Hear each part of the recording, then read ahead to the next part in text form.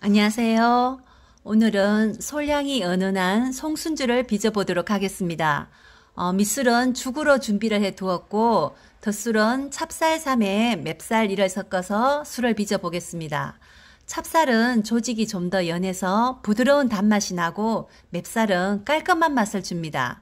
송순을 넣으면 향이 있어서 너무 단맛이 나는 것보다도 깔끔하게 끊어주는 맛도 필요해서 섞어서 해보도록 하겠습니다. 술을 빚을 때는 술을 어떻게 빚을 것인지 디자인을 하고 빚는 것이 좋습니다. 어떤 술을 얼마나 어떤 방법으로 빚을 것인지 가양제는 넣을 것인지 생각을 하고 맛과 향도 상상을 해보고 빚어서 나중에 결과물을 비교해 보는 것이 좋습니다. 오늘은 찹쌀과 맵쌀을 섞어서 송순주를 빚어보도록 하겠습니다. 쌀을 씻을 때는 재빠르게 씻어주도록 합니다. 100세를 하라고 했다고 해서 정말 100번을 씻고 있으면 씻는 도중에 쌀이 불어서 깨지고 전분이 나올 수 있습니다. 쌀이 물을 먹지 않고 단단할 때 얼른 맑은 물이 나올 때까지 씻어주도록 합니다. 박박 문질러서 상처가 나게 하지 말고 살살 헹구고 맑은 물이 나올 때까지 물을 흘려 보내줍니다. 쌀의 수분 흡수율은 30-40% 정도가 돼서 물을 조금 담아두면 쌀이 잘 불지 않을 수가 있습니다. 물을 충분히 받아서 담가 두도록 합니다.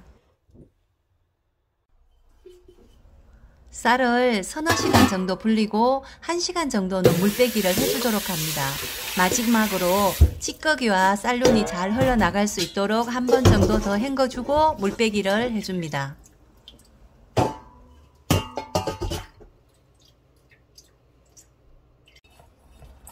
가향제를 넣을 때 마른 재료일 경우에는 쌀향의 1% 정도만 해주시면 되겠습니다.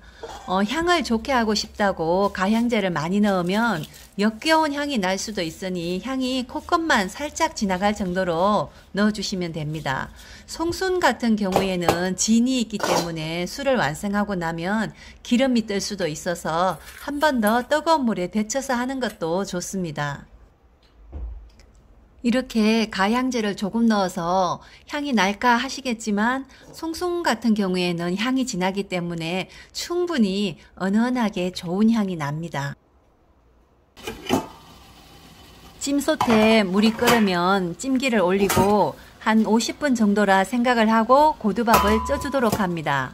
고두밥은 쌀 양에 따라서 시간이 더 짧아질 수도 있으니 50분을 찌라고 했다고 해서 쌀 양을 2kg을 하는데 50분을 찔 필요는 없습니다. 밥의 상태를 봐가면서 쪄주도록 감을 익히는 것이 중요합니다. 중간에 고두밥이 골고루 잘 쪄지고 있는지 확인을 하고 한번 뒤집어 주고 난 후에 다시 한번 충분히 쪄주도록 합니다.